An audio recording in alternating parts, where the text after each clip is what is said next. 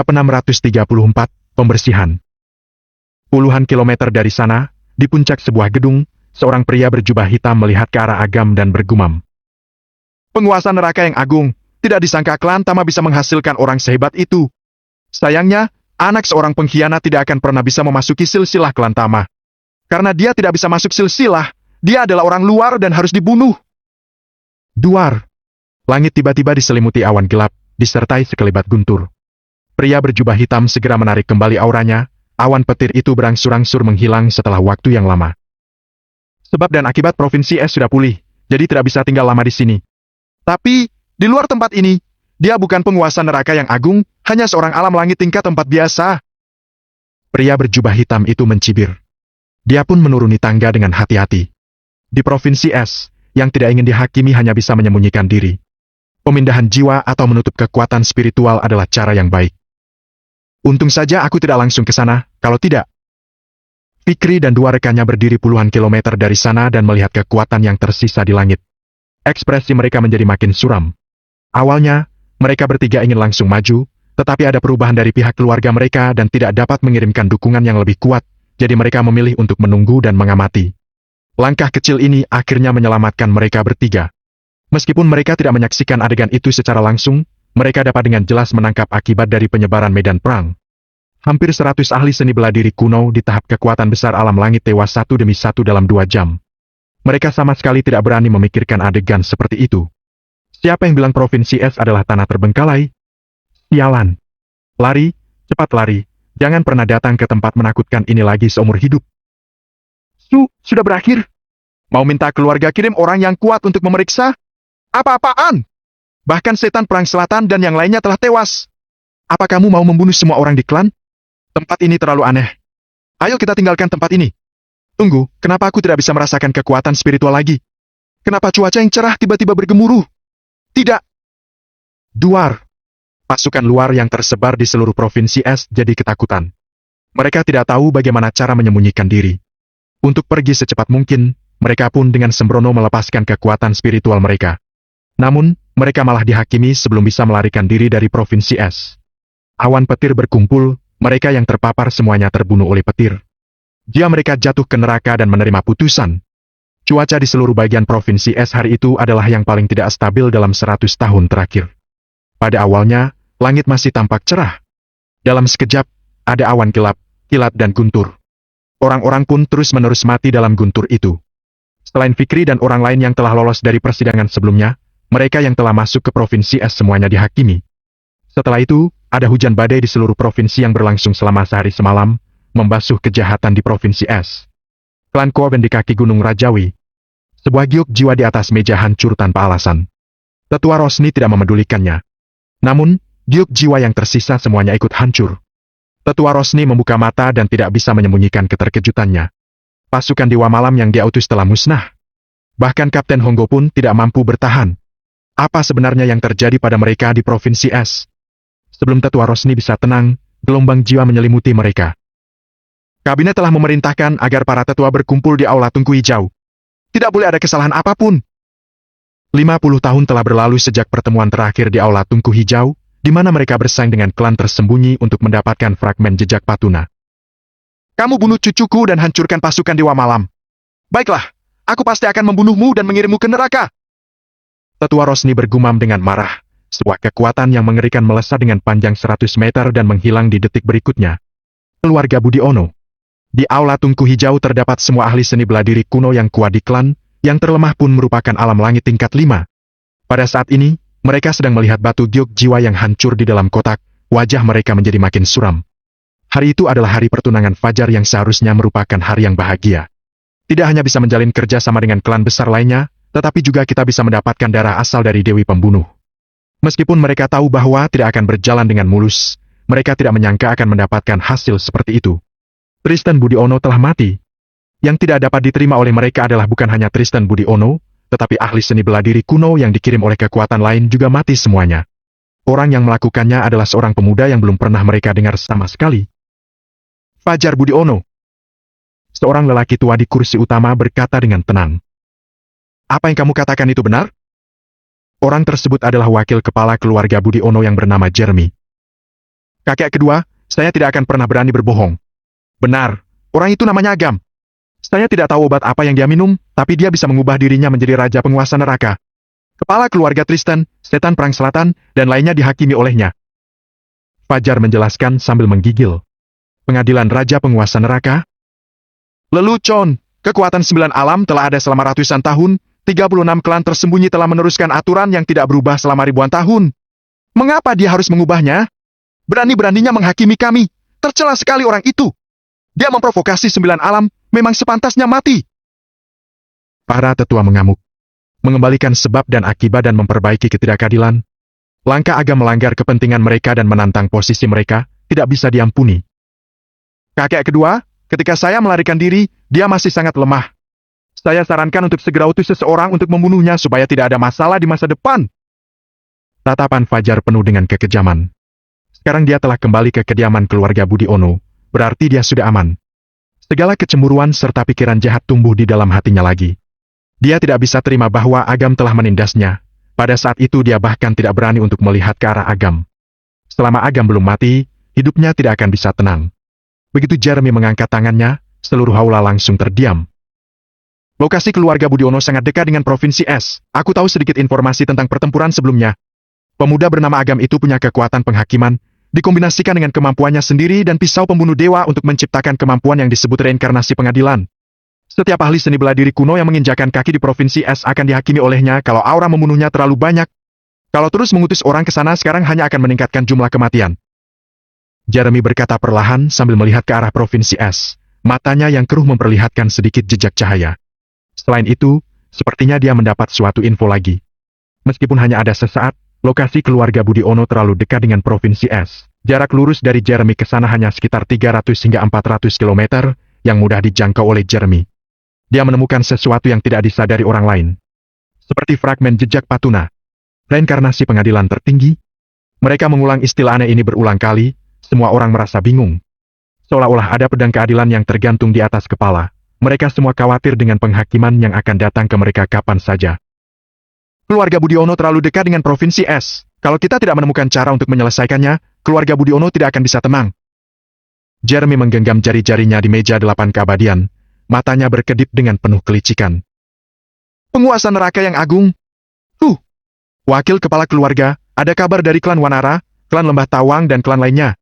Mereka mau keluarga Budiono berikan penjelasan kepada mereka.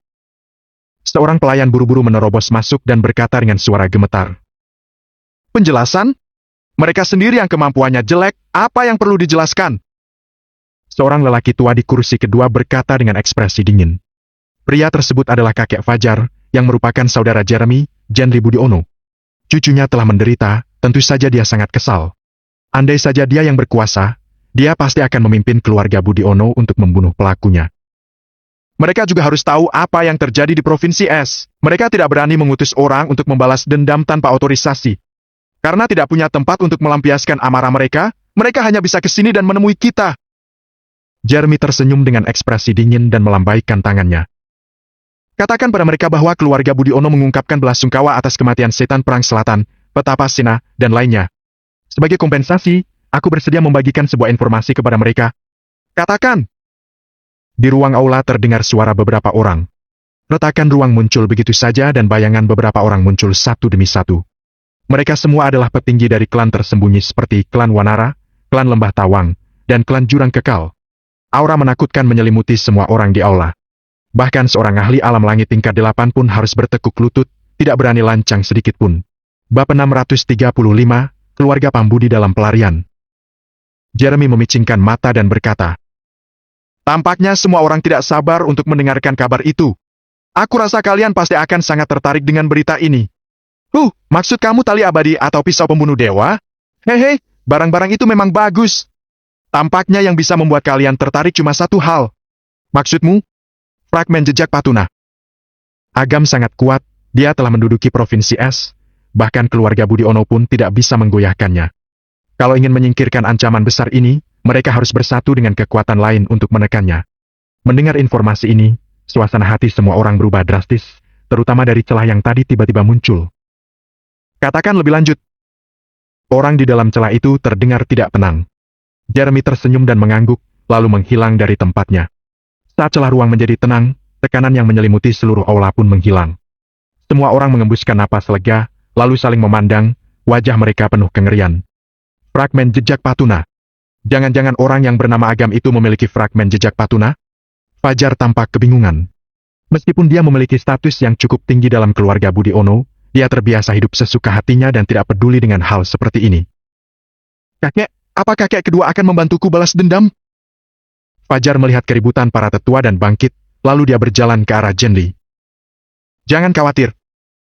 Jenli tertawa dan berkata dengan ekspresi dingin. Agam memegang fragmen jejak Patuna.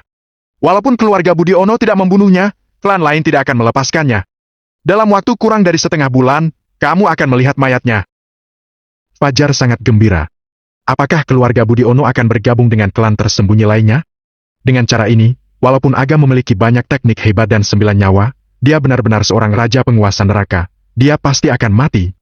Agam, walaupun kamu memiliki kemampuan untuk membunuh orang-orang itu, memangnya kenapa?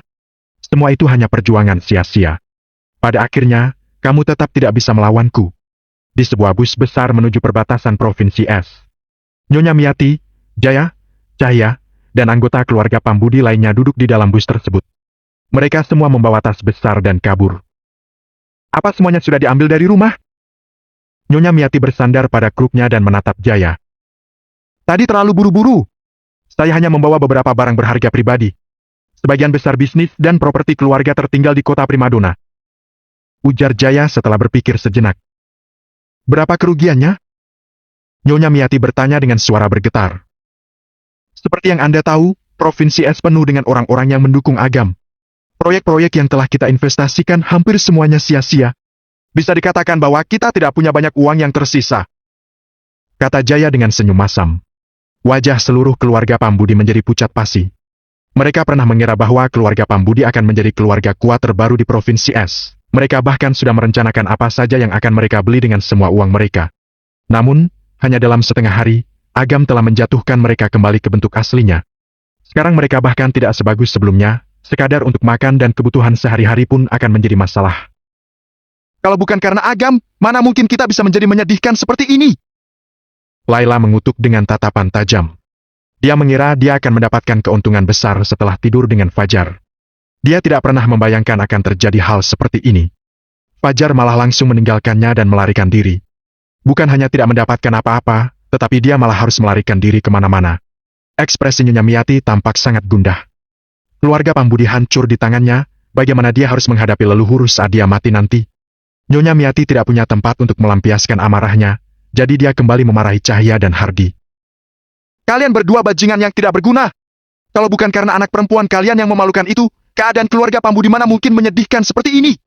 Cahya, selama ini kamu mendisiplinkan putrimu atau enggak sih? Benar. Pada hari yang begitu penting, bisa-bisanya kamu nggak mengawasi Citra. Dia kabur begitu saja dari pernikahan. Dasar pecundang memalukan. Untuk masalah ini hari ini, kalian punya tanggung jawab yang besar. Anggota keluarga Pambudi lainnya juga mengarahkan amarah mereka ke Cahya dan suaminya. Cahya bersandar di kursi dan tatapannya kosong, dia terus bergumam. Agam adalah menantuku, Agam adalah menantuku. Hardi menghela napas dan berkata kepada Nyonya Miati. Bu, jangan omongi masalah itu lagi. Kondisi Cahya sudah seperti ini. Setelah meninggalkan Provinsi S, aku harus mencari tempat untuk merawatnya. Kalau sampai dia gila, kelak. Biarkan saja kalau dia gila. Itu yang pantas dia dapatkan. Andaikan saat itu dia bersikap baik pada Agam, mana mungkin nasib kita jadi menyedihkan ini? Ketika Hardi mendengar ucapan itu, dia langsung berkata dengan marah. Kalian bisa diam sebentar gak sih? Waktu mempersulit Agam, memangnya kalian berani bilang bahwa kalian tidak ikut serta sekalipun? Sekarang malah mau pura-pura jadi orang baik. Hardi, aku tidak mau mendengar kata-katamu lagi. Agam adalah menantu keluargamu. Waktu itu kami melakukannya juga untuk kebaikanmu sendiri. Intinya, kita semua adalah orang luar. Kalian yang buta. Setelah sekian lama, kalian masih belum melihat bahwa Agam adalah orang hebat? Baiklah, nggak usah ribut begitu terus deh. Queenie tidak tahan lagi dan mencibir. Apa kalian benar-benar berpikir Agam adalah orang sekuat itu? Asal kalian tahu, meskipun hari ini dia sudah tampil begitu hebat, dia telah menyinggung begitu banyak klan besar dalam waktu bersamaan. Dia pasti akan menderita di masa depan.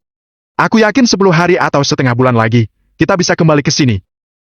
Di bus itu, yang paling tenang saat itu adalah Queenie. Meskipun dia telah ditinggalkan oleh Shura, dia masih seorang seniman bela diri kuno. Dengan kekuatannya, dia pasti tidak akan mati kelaparan. Mendengar ini, seluruh keluarga Pambudi pun setuju. Mereka berharap seseorang akan membunuh Agam saat itu juga supaya kebencian di hati mereka bisa terobati. Tapi, kita tidak punya banyak uang. Kalau tertunda untuk waktu yang lama, kita harus makan apa? Jaya, sebagian besar aset keluarga Pambudi ada di tanganmu. Memangnya kamu tidak punya simpanan pribadi? Tatapan semua orang jatuh pada Jaya. Sudut mulut Jaya berkedut. Para bajingan ini tidak bantu berusaha sama sekali. Tetapi kalau dalam urusan berbagi uang, mereka lebih cepat dari siapapun. Pikir Jaya. Benar. Jaya tahu bahwa dia tidak bisa menyembunyikannya lagi. Dia pun berusaha tersenyum dan berkata, "Aku baru saja mau memberitahu kalian bahwa aku punya rekening dengan uang 100 miliar di dalamnya. Kalau sudah di tempat yang aman, aku akan memberi 10 miliar untuk setiap keluarga. Seharusnya cukup, kan? Tidak, di keluargaku ada 7 orang. Kalau cuma 10 miliar mana mungkin cukup? Benar, di sini ada 5 keluarga. Total yang dibagi paling cuma 50 miliar, masih ada sisa 50 miliar lagi. Memangnya mau kamu simpan sendiri? Tidak adil." Seluruh keluarga Pambudi segera menyuarakan keberatan mereka. Beberapa orang dari generasi yang lebih tua juga ikut berkomentar. Orang-orang yang lebih tua ini memiliki senioritas yang lebih tinggi daripada Nyonya Miati. Kalau mereka membuat keributan, Jaya juga akan jadi serba salah. Baiklah, kalau begitu dibagi per orang saja. Masing-masing dapat 4 miliar, di sini ada 23 orang, berarti totalnya 92 miliar. Sisa 8 miliar akan digunakan untuk pengeluaran bersama. Jaya berpikir sejenak dan berkata, "Nah, kalau begitu mendingan. Kapan uangnya dibagi?" Seorang pria tua bertanya. "Paman Baron, jangan cemas. Aku akan membaginya setelah kita semua sampai di tempat yang aman dan akan dibagikan dalam bentuk tunai." Jaya menggelengkan kepalanya tanpa daa, tetapi hatinya merasa lega. Sebenarnya dia menyembunyikan 200 miliar. Walaupun mereka tidak dapat kembali ke kota Primadona, setelah 100 miliar dibagikan ke semua orang, dia masih punya 100 miliar. Asalkan dia menghemat, uang itu cukup untuk selama sisa hidupnya. "Ayah, apa Anda lupa satu orang lagi? Ditambah dengan saya jadi 24 orang dong." Saat ini, Adi yang sedang mengemudi, berbalik dan bertanya sambil tersenyum. Bab 636, Pembalasan Adi Bono. "Adi, kamu bukan anggota keluarga Pambudi. Ngapain ikut-ikutan?" Baron berkata dengan tidak puas. "Kamu kendarai saja mobilmu dengan baik. Yang penting kamu tidak akan mati kelaparan," kata Laila dengan sarkasma. Dahulu, Adi adalah seorang manajer senior dan dapat menyumbangkan sejumlah uang kepada keluarganya. Sekarang, keluarga Pambudi bahkan kesulitan untuk bisa makan, apalagi merintis bisnis. Adi sudah tidak berguna dan kehilangan nilainya di mata mereka. Uang mereka hanya tersisa sedikit, sekarang malah ada orang luar yang mau mengambil bagian mereka. Bermimpilah. Jaya memicingkan matanya. Dulu dia lumayan menyukai Adi, tetapi setelah mereka bertemu dengan Fajar, keberadaan Adi menjadi makin rendah. Apalagi putrinya, Queenie, telah kembali dan menjadi seorang seniman bela diri kuno yang langka. Dengan penampilan Adi saat ini, dia sama sekali tidak layak untuk putrinya. Jaya bahkan berencana menyuruh Queenie menceraikannya dan mencari keluarga yang baik untuk putrinya. Setelah itu, dia pasti akan mendapatkan keuntungan juga. "Adi, kita semua kan satu keluarga. Apalagi yang harus kita bagikan? Setelah keadaan sudah stabil, aku akan memberi pekerjaan untukmu. Setelah itu, kamu mungkin lebih khawatir karena punya terlalu banyak uang untuk dibelanjakan." Jaya berbohong padanya. Adi terdiam sejenak dan berkata sambil tersenyum. "Ayah, saya menantu Anda, saya sudah melakukan banyak hal untuk keluarga Pambudi selama bertahun-tahun. Selama ini saya sudah bekerja keras tanpa minta imbalan. Setidaknya bagikanlah sedikit supaya saya merasa lebih baik." Queenie berkata dengan tidak sabar. "Kamu kok kayak perempuan sih? Cuma beberapa miliar doang. Kendarai mobil kamu dengan baik, kalau tidak kamu tidak akan bisa makan." Queenie sudah kesal dari tadi. Begitu melihat suaminya meminta uang seperti itu, dia menjadi makin marah. Makin dia lihat suaminya, suasana hatinya makin tidak senang. "Diam!" Adi tiba-tiba menjadi sangat marah dan membanting setir, mengejutkan semua orang di dalam mobil. Queenie berkata dengan ekspresi masam. "Adi, apa yang kamu katakan barusan? Berani-beraninya kamu galak padaku. Jalan, jangan bicara lagi. Aku merasa mual ketika mendengar suaramu sekarang." Adi akhirnya tidak bisa menekan amarahnya, ekspresinya menjadi ganas. "Apa kamu pikir aku tidak tahu hubungan antara kamu dengan pria bernama Surairis itu? Aku tidak sengaja mendengarnya. Kamu teriak kencang sekali." Raut wajah Queenie berubah. Layla berkata dengan marah. Adi, apa maksudmu? Cuma karena nggak dikasih uang, kamu langsung memfitnah istrimu? Kamu masih manusia atau bukan sih? Kamu pikir kamu lebih baik daripada dia? Kamu, Fajar, wanita murahan ini, dan pria murahan itu bermain begitu seru di kamar pagi ini. Aku merekam semuanya. Jujur saja, akulah yang memberikan rekaman itu kepada Bibi Cindy dan suruh dia tunjukkan ke Citra. Adi berkata dengan ekspresi dingin. Apa? Wajah semua anggota keluarga Pambudi menjadi makin suram. Nyonya Miati itu berkata dengan marah. Dasar orang yang tidak tahu diri. Kamu tahu nggak, yang kamu lakukan ini sudah mencelakai keluarga Pambudi. Apa kamu nggak punya hati nurani? Adi, kamu dapat nyali dari mana? Hah? Berani-beraninya melakukan hal seperti itu. Dasar bajingan.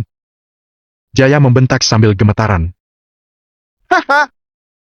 Adi tertawa dan berkata dengan ekspresi ganas. Lihatlah kalian. Istriku sudah tidur dengan orang lain, tapi kalian sama sekali tidak peduli. Sekarang malah menantangku.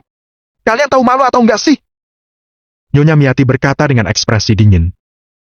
Kamu yang tidak bisa mengendalikan wanitamu sendiri, berarti kamu yang tidak mampu. Kenapa harus sampai melakukan hal seperti itu?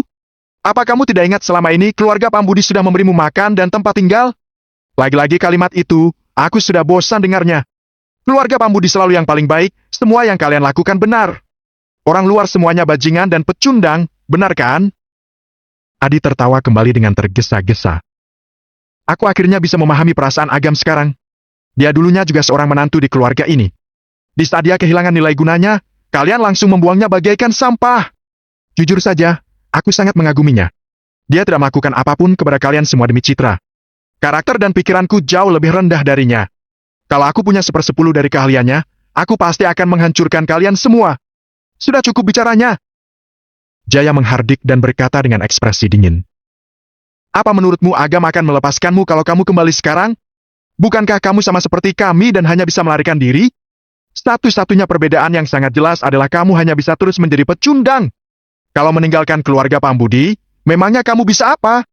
Kamu bahkan tidak akan bisa makan, cuma bisa jadi pengemis di pinggir jalan. Begitu Jaya selesai berbicara, dia menerima pesan teks di ponselnya. Setelah membacanya, wajah Jaya menjadi pucat. Seorang kerabat di sebelahnya membaca pesan tersebut, dia berkata dengan ngeri. Jaya, bukankah kamu bilang kamu cuma punya 100 miliar? Kenapa ada 200 miliar? Apa maksudnya pembekuan aset? Uangnya hilang. Jaya sama sekali tidak terpikir untuk menjawab. Dia segera menelepon untuk menanyakan alasannya dan menyadari bahwa keluarga Pambudi memiliki utang 40 triliun. Ban pun membekukan semua aset dan dana di rekeningnya. Kapan kami berutang 40 triliun? Jaya bertanya dengan heran. Semua orang tampak bingung. Layla langsung berseru. Omong-omong, di lelang amal sebelumnya, bukankah kita pinjam 40 triliun dari Agam untuk berinvestasi di distribusi makanan? Sialan, aku lupa tentang itu. Ekspresi Jaya tampak marah. Dia berbalik ke belakang dan memelototi Cahya. Itu semua karena Cahya yang sok tahu dan menanam bom waktu ini untuk keluarga Pambudi. Padahal keluarga Pambudi mau mengandalkan uang ini untuk bertahan hidup. Sekarang semuanya dibekukan, mereka benar-benar sudah tidak ada harapan apapun. Nyonya Miati tampak putus asa, dia pun menangis dan berteriak.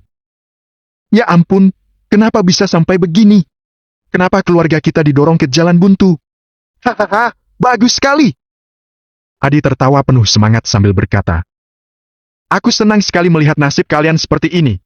Benar-benar menyenangkan. Adi Bono, dasar bajingan, diam. Jaya sangat marah. Diam aku. Oke, aku akan diam. Kalian juga harus diam selamanya. Adi tersenyum ganas. Semuanya menatap Adi dengan heran dan melihatnya menginjak pedal gas sampai mentok. Kecepatan mobil langsung melambung ke batas tertinggi. Apa yang kamu lakukan? Apa kamu gila? Berhenti! Jaya berteriak, tetapi dia mati-matian memasang sabuk pengamannya. Dasar anak jahanam, pasangkan dulu untukku. Nyonya Miati tampak sangat takut dan mengetuk Jaya dengan tongkatnya. Kekeluargaan apaan ini? Di depan kematian, semua keburukan mereka terungkap. Haha, apa yang aku lakukan? Tentu saja aku akan membuat kalian membayar semua yang sudah kalian perbuat. Sebelumnya aku tidak punya kesempatan, tapi sekarang kesempatan sudah ada di depanku, mana mungkin aku melepaskannya? Pikiran Adi penuh dengan adegan di saat Queenie bercumbu dengan Syura dan Fajar. Kemarahan dan penghinaan membanjiri nalarnya. Dia membanting setir, mengarahkan kemudi menuju pagar pembatas. "Nak, cepat hentikan dia!" Jaya berseru. Queenie segera melepaskan kekuatan spiritualnya.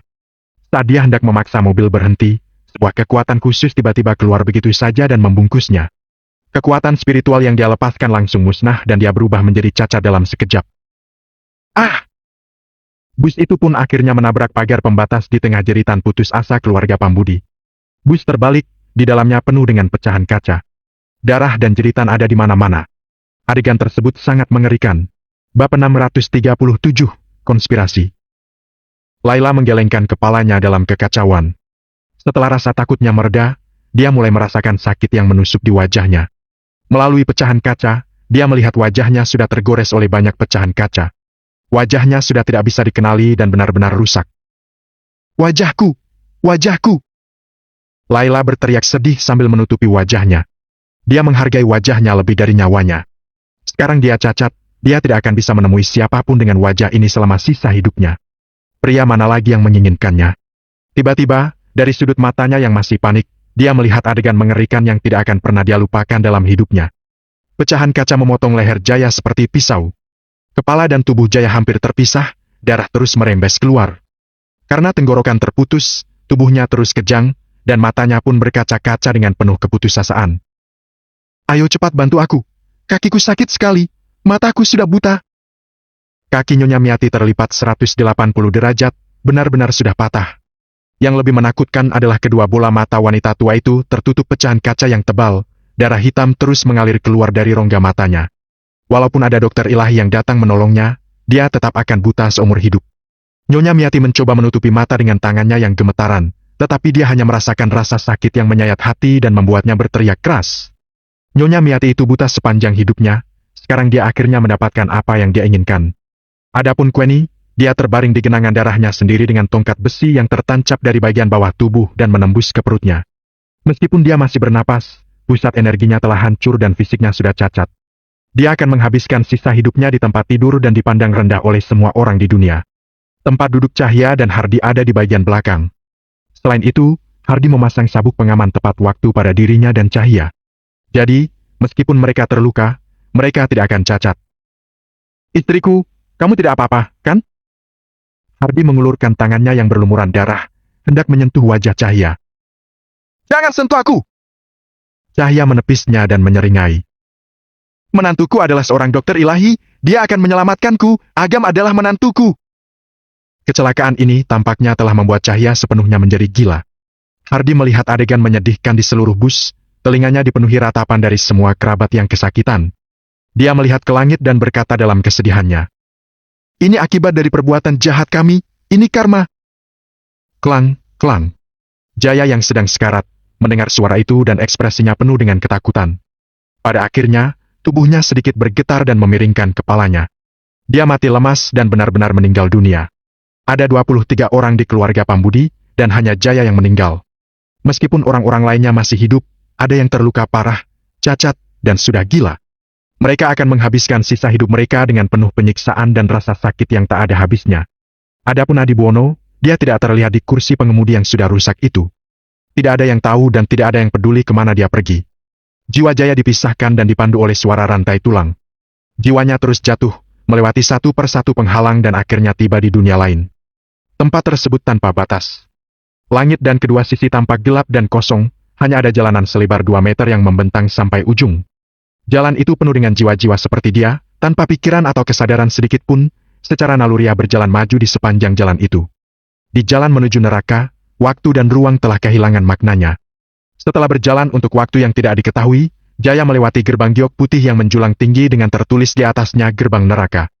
Tiba-tiba, aura keluar dari tubuh Jaya dan bergegas ke kepalanya, membuatnya kembali sadar. Ketika dia melihat jiwa-jiwa yang mati di sekitarnya, dia sangat ketakutan dan berteriak. Begitu dia berbalik, dia langsung merasa ngeri. Jalan itu tak berujung, tanpa dasar, dipenuhi dengan jiwa orang yang sudah mati. Aku sudah mati." Jaya tiba-tiba teringat kecelakaan mobil yang menimpanya dan tidak bisa menerimanya sama sekali. "Tidak, aku tidak mati, aku belum mati." Jaya hampir kehilangan kewarasannya, mendorong jiwa yang mati dan berlari kembali. Saat dia hendak melewati gerbang neraka, beberapa cahaya hitam masuk dari berbagai sisi, membentuk rantai gelap untuk mengikatnya. Ada dua sosok penjaga gerbang neraka yang muncul untuk menahan Jaya. Berani-beraninya mencoba kabur. Orang yang meninggal sudah menjadi jiwa yang mati. Bagaimana mungkin bisa kembali? Dengan teguran tajam, seorang gadis kecil yang tampak lembut muncul di depan Jaya begitu saja. Itu adalah Malia Haira. Tolong! Aku belum waktunya mati. Pasti ada yang salah. Jaya tidak tahu siapa gadis kecil di depannya, tetapi aura yang dia pancarkan membuat Jaya sangat ketakutan. Malia mencibir dan melambaikan selip bambu ke tangannya. Dia berkata, Jaya, anggota keluarga Pambudi di kota Primadona, tahun ini berusia 57 tahun. Lulus dari sekolah kedokteran pada usia 27 tahun dan berpartisipasi dalam operasi jantung sebagai magang. Karena keluarga pasien tidak memberikan uang tip sama sekali, kamu malah asal-asalan dan menjatuhkan kapas medis ke rongga perut pasien yang menyebabkan pasien menderita penyakit serius. Setelah sakit dalam jangka waktu yang lama dan tidak ada perawatan medis, dia meninggal dengan menyedihkan. Keluarga pasien kehilangan anggota keluarga dan tidak punya uang. Mereka terpaksa bunuh diri dengan melompat ke sungai. Tunggu! Jaya buru-buru menghentikannya dan berkata dengan suara gemetar. Saya akui bahwa saya memang picik.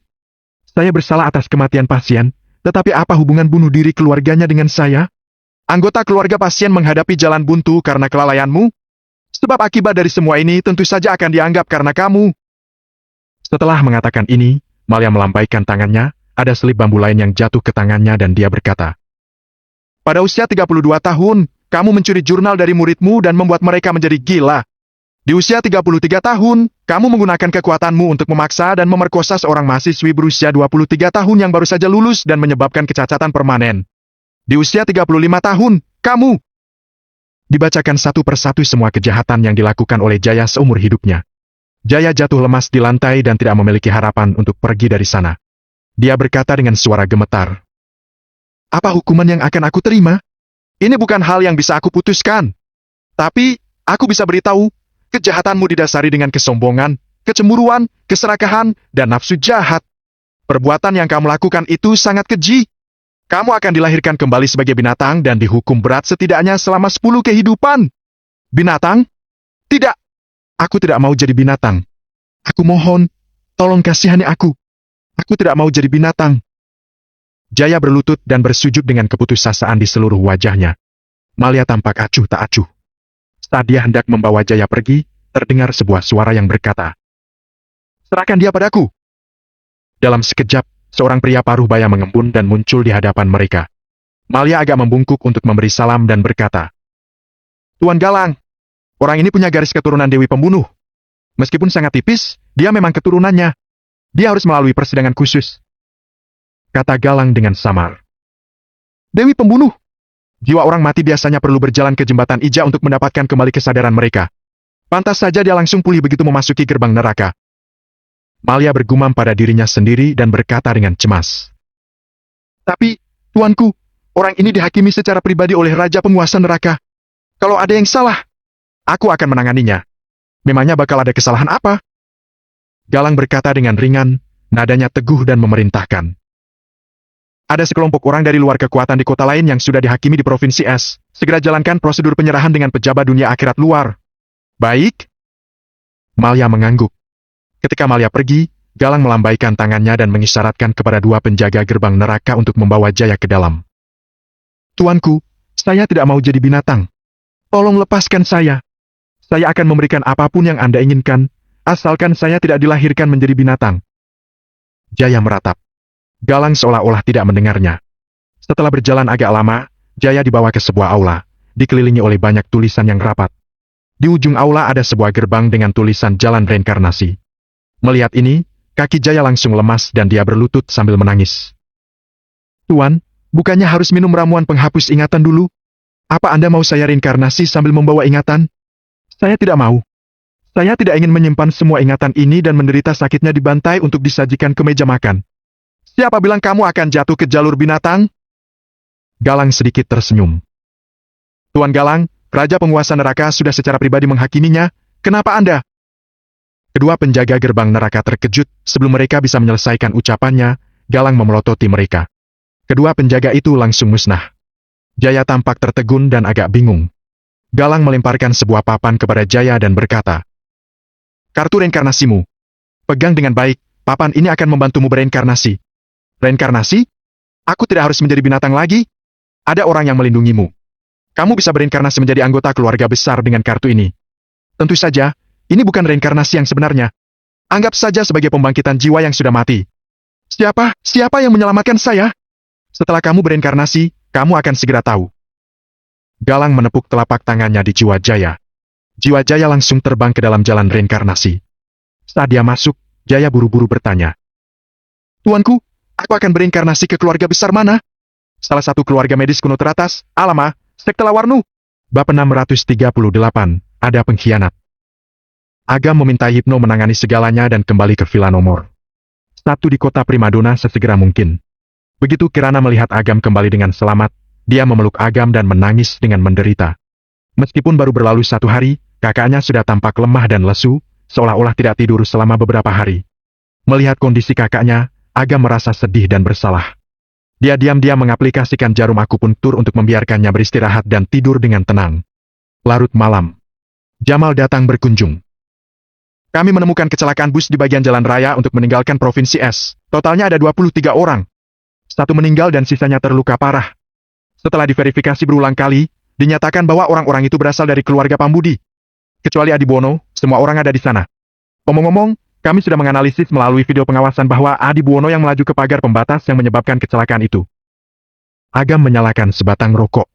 Orang jahat perlu disiksa oleh orang jahat juga. Itu adalah hukuman sebab akibat yang harus ditanggung keluarga Pambudi. Agam bertanya dengan samar. Yang meninggal adalah Jaya. Benar. Setelah melalui begitu banyak hal, Jamal tidak terkejut dengan ramalan Agam, tetapi dia masih tidak bisa menahan diri dan bertanya dengan penasaran. Kamu yang mengatur semua ini? Aku tahu betul kebajikan seperti apa yang dimiliki keluarga Pambudi. Tindakan Adi Buwono sudah kuprediksi dari awal, jadi aku hanya memanfaatkan situasi saja. Kata Agam dengan sedikit senyum. Jamal tampak agak gemetaran. Memanfaatkan situasi. Teknik apaan ini? Apa ada kabar tentang Citra? Agam menjentikan puntung rokok dan tiba-tiba bertanya. Kami sudah mengutus orang untuk mencarinya, tapi tidak menemukan jejaknya sama sekali. Sepertinya dia meninggalkan Provinsi S melalui cara khusus. Jamal menghela napas. Aku mengerti. Agam mengangguk, dari tatapannya dia tampak agak lelah. Kamu istirahat dulu. Kami akan membantumu menangani sisanya. Jamal bangkit dan berpamitan. Terima kasih banyak, maaf sudah merepotkan kalian. Agam tersenyum dan meminta maaf. Setelah Jamal pergi, ruang tamu menjadi sangat sunyi. Agam mematikan puntung rokok dan berkata dengan lembut. Keluarlah. Seorang gadis kecil muncul begitu saja, berlutut dengan satu lutut dan berkata. Pejabat dunia akhirat Malya, menyapa raja penguasa neraka. Aku benci hal-hal seperti itu. Agam menggelengkan kepala dan menunjuk bangku di depannya. Duduklah. Malya duduk di hadapan Agam. Melihat bahwa kaki Malya yang bahkan tidak menyentuh lantai, Agam bertanya dengan penasaran. Sepertinya usia kamu masih muda, bagaimana kamu bisa menjadi pejabat dunia akhirat? Saya mengumpulkan sejumlah nasib baik di kehidupan sebelumnya. Saya meninggal ketika aku berusia 9 tahun. Ketika buah kebaikan telah penuh, saya diangkat menjadi pejabat dunia akhirat. Saat dia berbicara, Malya menggembungkan pipinya yang pucat dan berkata, Raja penguasa neraka, jangan-jangan Anda meragukan kemampuan saya hanya karena saya terlihat kecil, ya? Pendekatan Agam membuatnya jauh lebih berani, kata-katanya tidak seformal sebelumnya. Gak juga sih? Agam tersenyum dan melambaikan tangannya. Sambil memicingkan mata, dia bertanya. Bagaimana situasinya? Orang-orang itu sudah dihukum, kan? Ya, kekuatan luar yang masuk ke Provinsi S dan terekspos, akan langsung dilempar ke neraka Avicii. Mereka yang dihakimi oleh Anda secara pribadi tidak perlu melalui prosedur dan langsung dijatuhkan ke dalam hukuman neraka. Terekspos? Apa maksudmu? Ada sejumlah kecil orang yang dapat menyembunyikan diri melalui beberapa cara dan bersembunyi dari penghakiman, sehingga mereka bisa menghindari putusan pengadilan. Ini adalah sesuatu yang tidak bisa dihindari. Malya menghela napas. Apa saja caranya? Agam mengerutkan kening dan bertanya. Bisa dengan menyembunyikan kekuatan spiritual, atau mencuri tubuh orang lain. Di saat itu, Malya terdiam sejenak dan berkata dengan suara pelan. Raja penguasa neraka, ada satu hal yang ingin saya laporkan kepada Anda. Apa Anda ingat ketika Fikri, Erin, dan yang lainnya hendak menjalani persidangan, tapi Anda hentikan? Agam mengangguk perlahan dan berkata, Aku mau bertanya padamu. Selain kamu dan aku, Apa ada orang lain yang tahu bahwa akan ada persidangan di tempat itu? Citra bisa naik bus tersebut bukan hanya sebuah kebetulan. Selain itu, dia bertemu Ivan di tempat kejadian. Jadi, dialah yang mungkin mengatur kejadian itu secara diam-diam. Ya, selain penjaga gerbang neraka yang bertanggung jawab atas penjemputan jiwa dan persidangan, petinggi dunia akhirat dan pemimpin dunia akhirat akan mengetahui hal ini terlebih dahulu. Melihat perubahan ekspresi Agam, Malia bisa menebak apa yang telah dia pikirkan. Dia berbisik. Fikri dan yang lainnya memiliki identitas khusus. Saya sendiri yang menggait jiwa mereka. Selain saya, hanya 3 petinggi dunia akhirat dan pemimpin dunia akhirat yang tahu tentang masalah ini. Meskipun tidak ada bukti, saya curiga bahwa di antara 3 petinggi dunia akhirat, ada yang membocorkan rahasia. Benar saja. Agam tidak menyangka bahwa bagian internal dunia akhirat juga sama busuknya. Namun, kalau dipikir-pikir lagi, sebenarnya bukan hal yang mengejutkan. Penjaga gerbang neraka, pejabat dunia akhirat, dan yang lainnya adalah inkarnasi dari manusia. Mungkin saja saat pemberian jabatan, orang tersebut memang memenuhi syarat, tetapi siapa yang dapat menjamin bahwa mereka tidak akan egois di masa depan? Kamu bilang ada 3 petinggi dunia akhirat. Tapi, setahu aku, masing-masing dari 9 alam ada beberapa penjaga gerbang neraka, 16 pejabat dunia akhirat, 3 petinggi dunia akhirat, dan 1 pemimpin dunia akhirat. Provinsi Es terletak di antara wilayah Melanki. Bukankah seharusnya ada 6 petinggi dunia akhirat? Agam merenung dan bertanya. Meskipun dia raja penguasa neraka, dia hampir tidak peduli dengan urusan di neraka. Informasi yang dia peroleh tentang tempat itu sangat sedikit. Memang seharusnya begitu, seharusnya ada 6. Tapi, Melanki 2 dunia telah lama kehilangan spiritualitasnya dan merupakan 2 alam yang ditinggalkan. Jadi Melanki 2 dunia dikelola oleh petinggi dunia akhirat dan pemimpin dunia akhirat dari alam yang sama. Setelah sedikit jeda, Malia berkedip dan berkata. Dengan kata lain, tidak banyak kultivator di Melanki 2 dunia, jadi tidak perlu membuang begitu banyak sumber daya untuk mengelolanya. Agam tiba-tiba berkata. Sepertinya ada kekurangan sumber daya di dunia bawah. Kurang lebih begitu. Setelah sedikit jeda, Malia berkata dengan agak kesal. Raja penguasa neraka, Anda malah melenceng dari topik. Saya lagi memberitahu Anda tentang pembocoran rahasia surgawi. Tidak perlu omong tentang itu, aku sudah tahu kurang seperti apa. Agam memicingkan mata dan berkata. Aku kenal seseorang bernama Ivan Wangsa. Orang ini sangat jahat, sudah lama tidak diadili. Apalagi aku juga yakin dia berpartisipasi dalam persidangan terakhir. Sepertinya dia menyuap beberapa petinggi dunia akhirat untuk bertahan hidup sampai sekarang. Sepertinya memang begitu. Malia menghela napas. Cara ketiga dan teraman untuk menyembunyikan diri adalah dengan menyuap para pejabat dunia akhirat supaya bisa bersembunyi dan tetap hidup di dunia. Agam merenung sejenak dan berkata, besok tengah malam, aku mau ketemu dengan 3 petinggi dunia akhirat. Anda raja penguasa neraka, sebenarnya bisa bertemu dengan mereka kapan saja. Besok saja, aku butuh waktu untuk merencanakan terlebih dahulu. Setelah sedikit jeda, Agam memicingkan mata dan berkata, selain itu, apa kamu tahu seseorang bernama Jaya yang telah jatuh ke neraka? Ya, saya juga sudah bertemu dengannya. Orang ini jahat sekali, sudah sepantasnya dijatuhkan ke jalur binatang. Belum tentu. Agam mengetuk meja dengan pelan dan berkata, Jaya bermusuhan denganku. Kalau Ivan sudah menyuap beberapa petinggi dunia akhirat, maka dia pasti akan berusaha untuk menarik Jaya keluar supaya bisa digunakan menjadi alat untuk menghadapiku. Ivan sangat mengenal Agam, jadi dia pasti akan membuat rencana supaya Agam kehilangan segalanya, baik di dunia nyata maupun di dunia akhirat. Di sisi lain, Agam juga sangat mengenal Ivan. Dia tahu bahwa Ivan pasti tidak akan melepaskan bidak catur keluarga Pambudi dengan mudah. Periksa apa Jaya benar-benar sudah jatuh ke jalur binatang? Beri aku balasan sebelum besok tengah malam. Baik. Saat Malia hendak pergi, Agam menghentikannya dan berkata, omong-omong, coba bantu aku periksa soal seorang wanita bernama Citra Pambudi. Cari tahu lokasinya saat ini. Setelah mengatakan itu, Agam menjentikkan jarinya ke Malia dan menanam tanda jiwanya, memberinya hak istimewa yang sesuai. Sebab akibat seseorang akan muncul di kitab neraka akhirat, pejabat dunia akhirat hanya dapat memeriksanya dengan izin dari Raja Penguasa Neraka. Sebagai penduduk asli Provinsi Es, selama dia masih ada di dunia ini, Citra pasti bisa diketahui keberadaannya. Ekspresi Malia tiba-tiba berubah. Apa ada salah? Agam mengerutkan kening dan bertanya. Tidak ada apa-apa. Saya akan menyelidikinya dulu dan akan segera memberitahu Anda setelah ada kabar. Kata Malia dengan buru-buru. Terima kasih. Agam tidak bertanya lebih lanjut. Malia tidak mungkin berbohong padanya. Karena dia tidak mengatakannya sekarang, berarti belum ada kepastian yang jelas. Daripada mencoba memahami informasi yang masih belum bisa dipastikan, sebaiknya dia menunggu dan bertanya setelah ada kabar yang jelas. Sambil melihat ke tempat di mana Malia menghilang, Agam menghela napas panjang dan melihat bulan terang di luar jendela. Dia berkata dengan lembut, "Gadis bodoh, kenapa kamu memilih untuk pergi? Tidak peduli rahasia apapun yang kamu punya, memangnya kamu tidak tahu bahwa aku rela bermusuhan dengan seluruh dunia demi kamu?"